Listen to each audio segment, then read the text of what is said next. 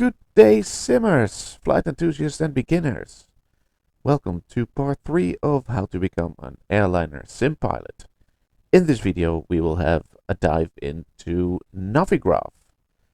In our last videos we have looked into the software that I use for flying, and we had the basics of Simbrief and how to make a flight plan. So in this video we will take this flight plan and dive deeper into it with the Navigraph charts. And I'm going to explain you my basic knowledge of these charts and what is nice to know and how to find them.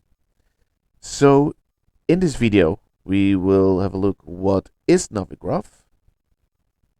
We will look at Navigraph Hub, Navigraph software itself, and in this software we will integrate and import our Simbrief flight plan from the previous video.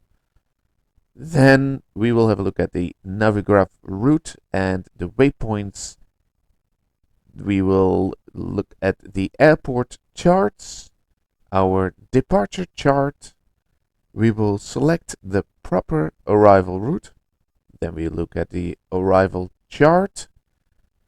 After this, I will show you in Navigraph how you will be able to find any kind of chart from any kind of airport of your preference without creating a route. And last but not least, a little add-on that I like, which is Navigraph Simlink. If you're ready, then let's get started. Here is the Navigraph homepage, and just to have a bit more information, what is Navigraph exactly? Navigraph is a paid software, a paid subscription, where you, as you can see on their website, it has the navigational data in the airport, in the aircraft. Sorry. And it also gives you a nice software where you can integrate your Simbrief flight plan, and it shows your route, different waypoints. And what is the best in this is that you have the Jeppesen charts. For example, it has airport charts with all kind of information about the airport and the taxi routes. It has the departure charts, and on these charts you will have the speed restrictions, the flight level restrictions, the transition altitudes, and the route and degrees how you are going to fly to your departure. It's a very handy software for your flight planning, and because you can change your flight plan that you got from Simbrief, you can still add waypoints to it and delete waypoints to it. You can change your arrival route into this software, which is very handy.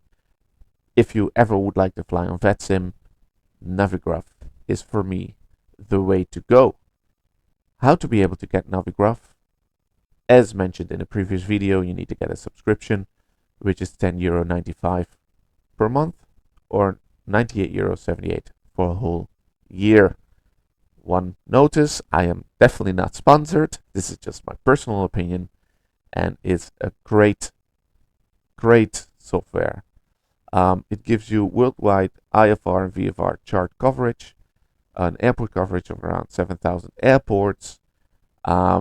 It gives you the data support for Microsoft Flight Simulator and X-Plane, which is a different simulator software.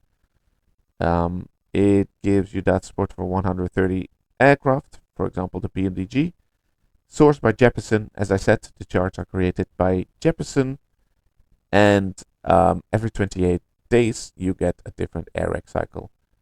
For more information regarding the AirX cycle, I would refer to my video of part 2, Simbrief. There we go. Services, flight planning on Simbrief, as well as mentioned in the previous video. Let's have a look at the downloads that you will get if you are logged in. For example, the charts. Of course, that's the software where you will have your charts in, and then you have the Navigraph Hub, which is for the Microsoft Flight Simulator, and from here on you will download your AirRack into your simulator.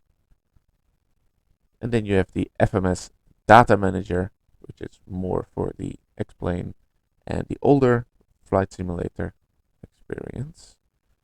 I use the charts and I use the Navigraph Hub. Let's have a look at the Navigraph Hub. So after downloading the Navigraph Hub from their website, you will open it and then you get this software. If you do not have the PMDG, then this will not show. If you have the PMDG installed, then you also have the add-on packages. What is very important before you start up the flight simulator is that you install the current AirRack.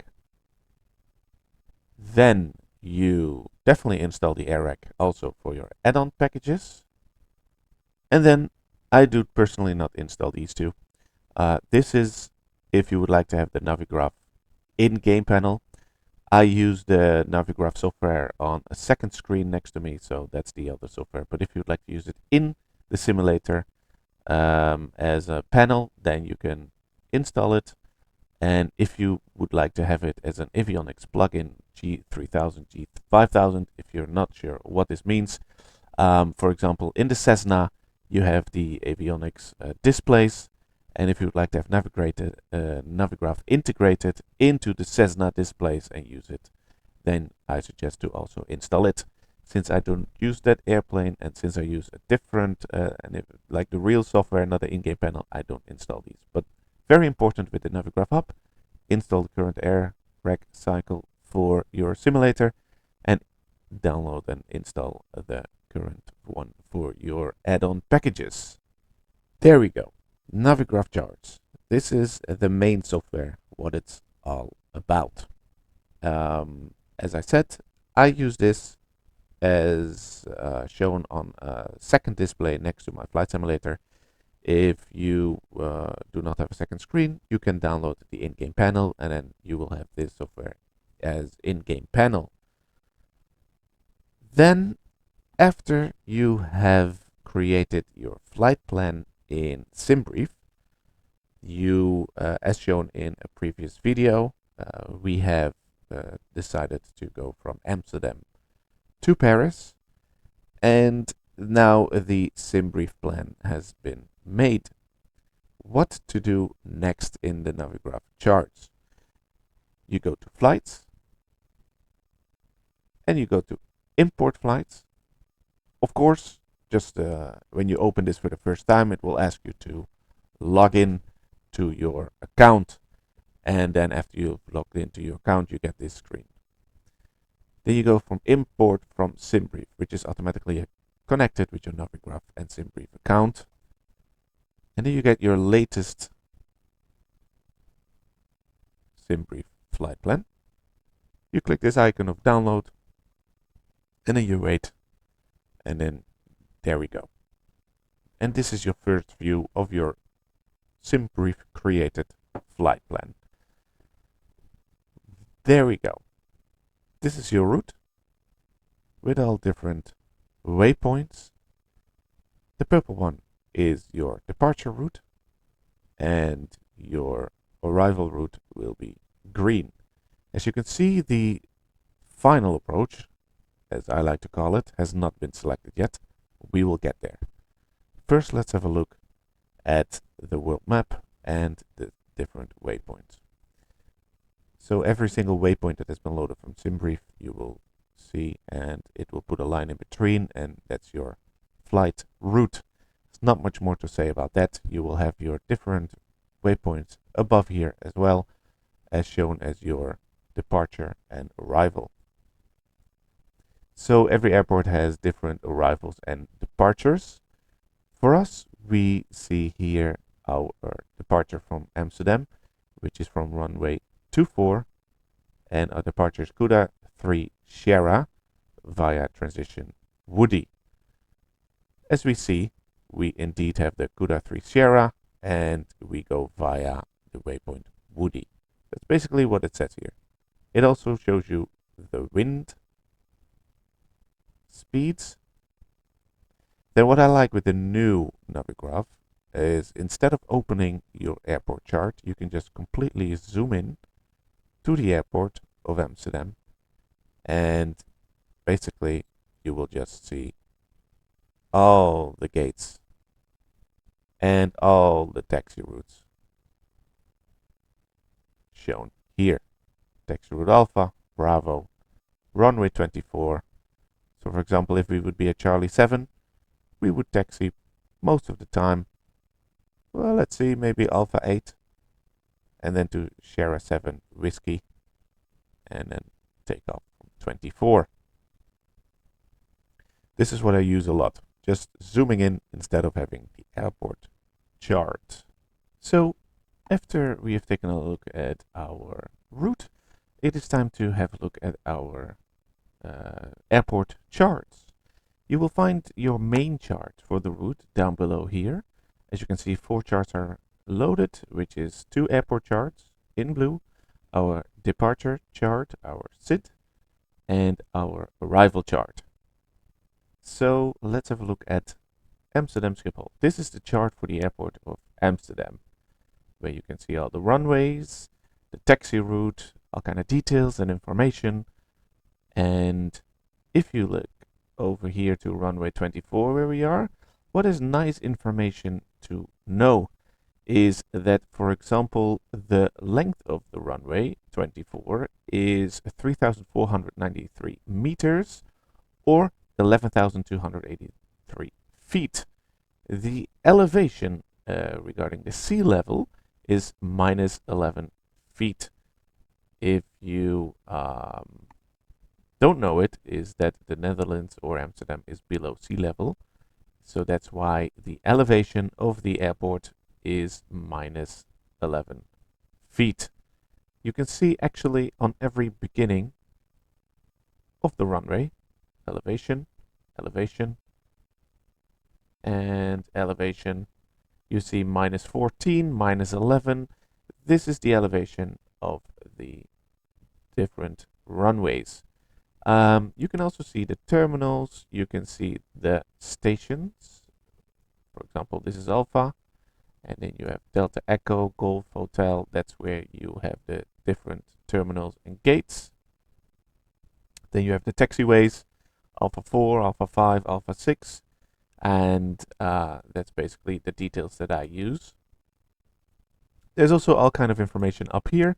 For example, do not confuse runway 18 Charlie with taxiway Delta, situated east of runway 18 Charlie, 18 Center or 18 Charlie, and then you have taxiway Delta. Probably it has been confused because it goes along each other. And that's basically what I use for the chart. It's always important to have a look at the cautions and different type of frequencies. For example, what is good to know if you fly on VATSIM and the ATC is online, pilot of arriving aircraft vacating the landing runway shall contact Schiphol ground immediately. So they will not give you a handoff. They will. It's expected of you to go immediately to ground. Then we can have a look by going here to Paris and have a look at the Paris chart. As you can see, it also has 4 runways. If you would like to say differently, it has 8 because it has from both sides runways. And then also you can see the different length. And there you go. This is a different kind of elevation because this is above sea level of 336 feet above sea level, 317. So it goes a bit up. It has a elevation. Then the length is 2,700 meters or 8,858 feet. All kind of different information as well here. I used to use this a lot for the taxiways and figuring it out until they updated these graphs and you can just zoom in to the airport and then you have basically all the information. But right now it also shows you the gate spots, the taxi routes, the holding points, in color. So do I use the airport charts? Sometimes, but most of the time for taxi routes and having an overview, I use this. For the length and the elevation, I use the airport charts. So next up, after the airport charts and airport briefing, we will brief our departure and our departure route. As we've seen here on the left side, our departure is the Kuda 3 Shera, which is this pink line on our route. Together with that, after the airport charts, we also have the departure chart down here, which has the same color as that route over here. We press it, and here is the chart for our departure. Some important information on this chart is, for example, the routing and heading of our route. For example, we take off with heading 237 degrees, and we bank to the left with 152 degrees. We change the degrees to 165 until this waypoint, where we will bank slightly to the right to have a heading of 204 degrees. Always good to know the heading that you are going to fly out from. We have a restriction of 220 knots until here, which means don't speed up any faster than 220 knots. After this point, you can speed up, but keep in mind that as long as you are below flight level 100, you keep your speed on 250 knots. In a previous video, we have said what a flight level is. Basically, it's the feet divided by 100. So 10,000 feet is flight level 100, 20,000 feet is flight level 200. Initial climb clearance, you find that down below in some of the charts. So our initial climb clearance is flight level 60, and that's 6,000 feet. What is also important that some airports do and some charts do is that it states when you need to change frequency. If you're flying on VetSim, it's important to know in this one that you remain on the tower frequency until you pass 2,000 feet, and then you contact the Schiphol departure frequency and you announce yourself to them. So as you see on this chart, sometimes we speak of flight levels and sometimes we speak of feet. So the initial climb clearance is flight level 60, and when passing 2,000 feet, you need to contact Schiphol departure. So when do we actually speak of flight levels and of feet? That has everything to do with your transition altitude and your QNH. The QNH in aviation is the pressure at the main sea level put in hectopascal. It varies quite often as the pressure in the atmosphere changes constantly. On the METAR, you will find the current QNH for your location, and for Amsterdam currently it is QNH 1013 hectopascal. You can find your METAR on the website from the previous video, which was called Which Runway to Choose.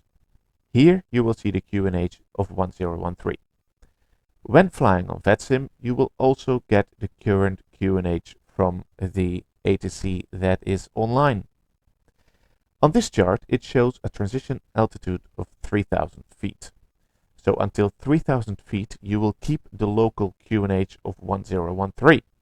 When flying with ATC, you will also get a transition level, for example, flight level 50.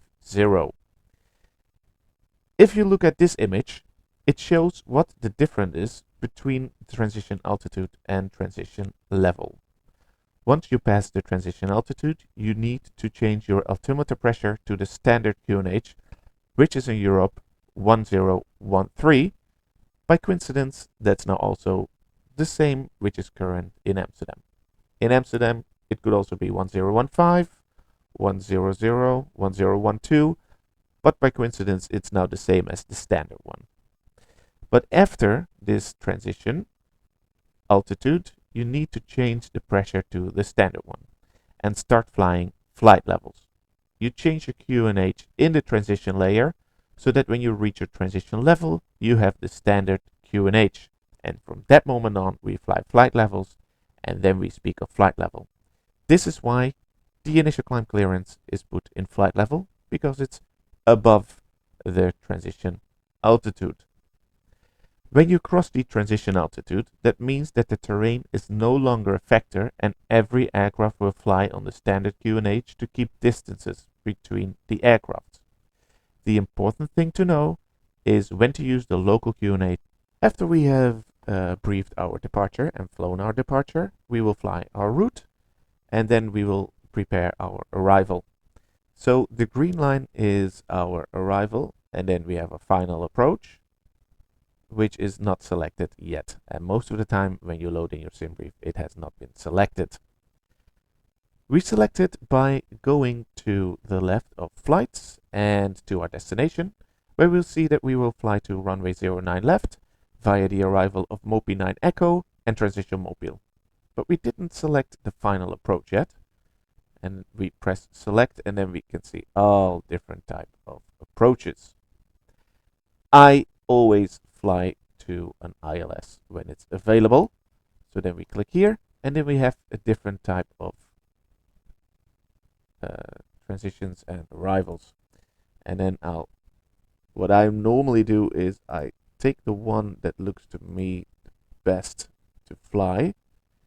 And to be honest, I think for this one I'll take this. And we add it to the route. And there we go. As you can see, instead of this line, we have now an orange line for the final approach. And that's how you select your final approach to complete your arrival route. After we have selected our arrival, it's time to brief our arrival and have a look at our charts. So the green line will show that this is the arrival chart and the final approach chart or the ILS chart is going to be right over here. Let's first have a look at the chart for our arrival. We have the Mopi 9 Echo, which means that we don't have the Matics. We come from Mobile and we fly this route to Lorne. I'm gonna just explain you the basics that I use. There is so much information on these charts. There's still a lot for me to learn, but the basics that I use on charts like these is, for example, that we have a maximum speed restriction of 300 knots at Mobile and we need to be below flight level 260.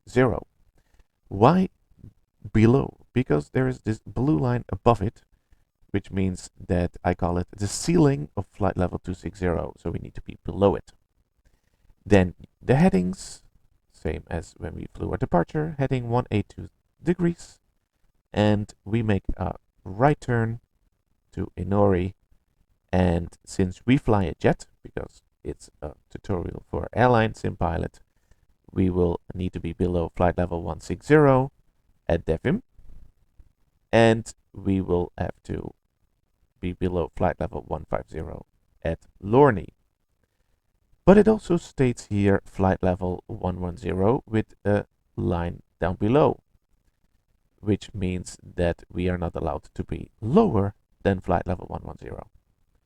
So we descend flight level 260 below, continue, make sure that at Devon we are at flight level 160 or below, and that we are at Lorne between flight level 150 and flight level 110. That is basically everything that I take from this chart. What is also nice is that it states here up top, transition level is given by the ATC. Since we are descending, we will come first through the transition level, then the transition layer, and then the transition altitude. So after the transition level, for example, flight level 60, we change to the current QNH of Paris, which is set, the altimeter set, to hectopascal, which is overall in Europe. Then after we've flown this routing, you see the star is Mopi 9 Echo, and then you have the route of Mobile, Xerom, Enobi, Inori, Devim, and Lorne, as we have seen here. After that, we will have a look at our ILS chart, which is this one. A lot of information regarding your landing and your ILS.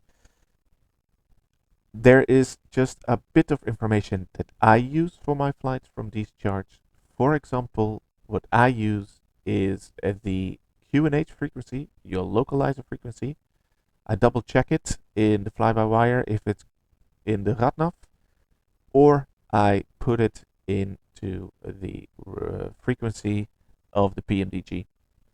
Your final approach course, your heading of 084, which is the heading of the runway, and the barometer of 578, which is the minimums your aircraft will call minimums at 578 feet, and then you can decide if you will land yes or no by continuing.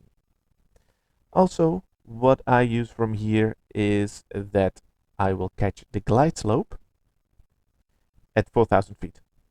It's stated in feet because probably the altimeter of the transition level would be flight level 60. So then below that we will speak of feet. So we will catch the glide slope at 4,000 feet, and then we will just have a nice descent onto the runway, which has an elevation of 378 feet. Also stated here and also stated there. The airport elevation is 397 feet, and the runway 392 feet, and the runway is 378 feet. I hope this is all clear to you. This is the basic, very, very basic information. Missed approaches, I will have a different video much later on about that, when I'm a bit more handy in that procedure. What is also nice, just to show you, is that if you're not sure what route you're flying, then you can actually press this button over here, and then it will put the chart as an overlay over your route. You see? And then you actually have your restrictions on the map right there. You can do that with some, as long as this image is next to it, you can overlay it over your map. Same as for the departure. There you go. A quite handy thing to use if you're not sure which route you are actually flying from your chart, and then you can just overlay it like that. So far, my basic knowledge of Navigraph and how to read charts and find some important information on these charts and how to use it. There are a couple of other things that I like to show you that could be nice in Navigraph, and that is how you can manually find some different type of charts. Because for now, you only have these charts down below, which are accurate for your route. But for example, if you want to find different type of information from the airport or anything, then you can, for example, from Amsterdam, you can go here, and then you have this Navigraph image. And then here you have your stars, your approaches, taxi information, where you also have the airport information and your SIT. These are all the charts, all the departure charts from Amsterdam. For example, if you're interested in the departure instructions, you go to SIT, you open it up, and there you go. Information regarding your departure. If you think this is quite handy, then you can press this one, and it will put it right there below in your, I call it the quick click.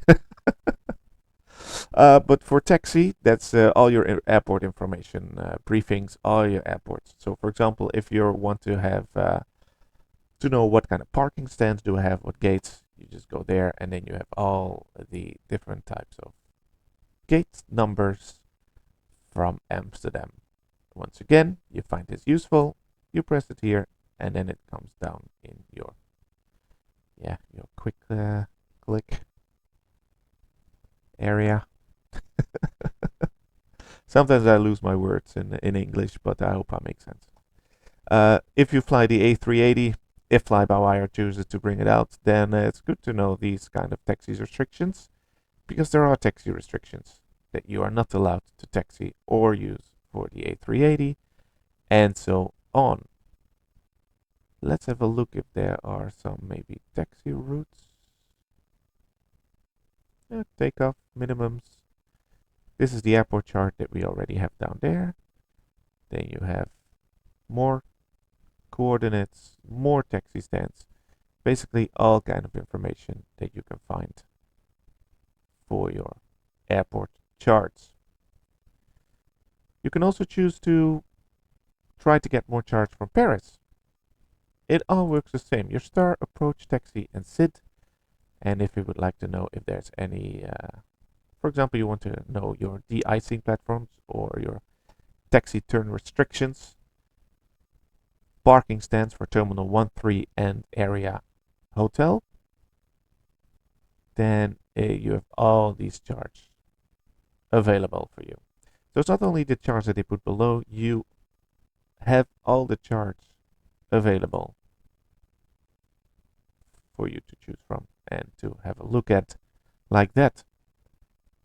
If you are more interested in to just, for example, want to have a look what Munich has for charts, you go to search, and what I do is I type in the ICA code for Munich, and there we go.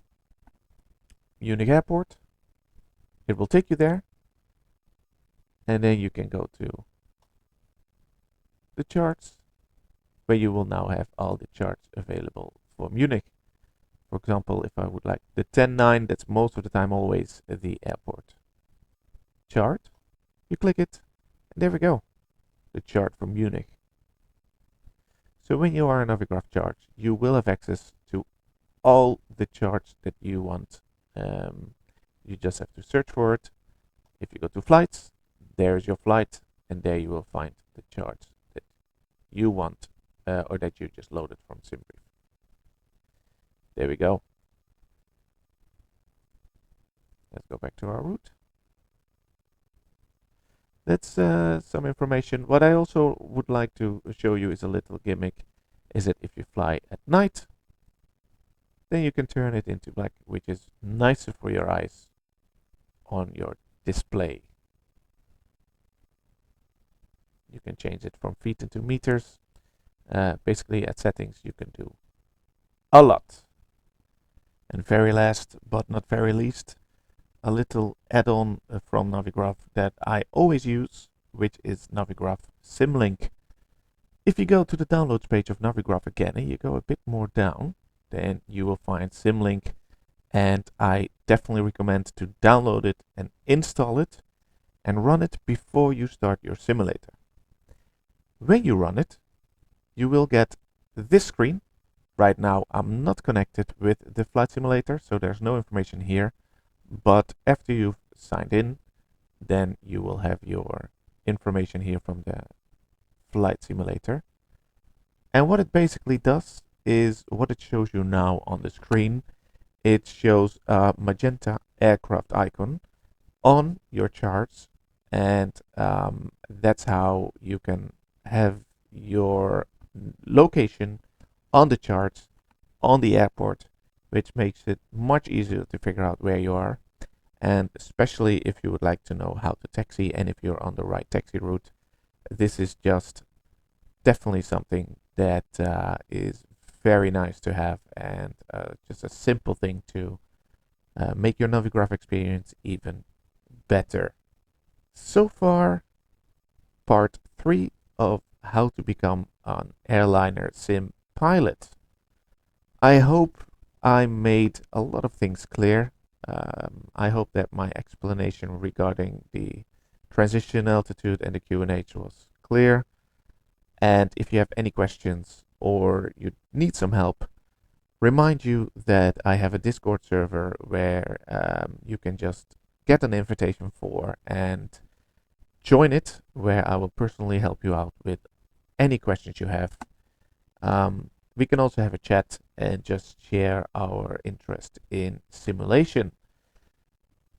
You can subscribe to the channel, you can like the video, and I hope you enjoyed this tutorial. And in the next part, we will finally climb into the cockpit of the fly-by-wire, and the knowledge that we now have from Simbrief and Navigraph, put it into the fly-by-wire, and we will prepare for our departure and our takeoff.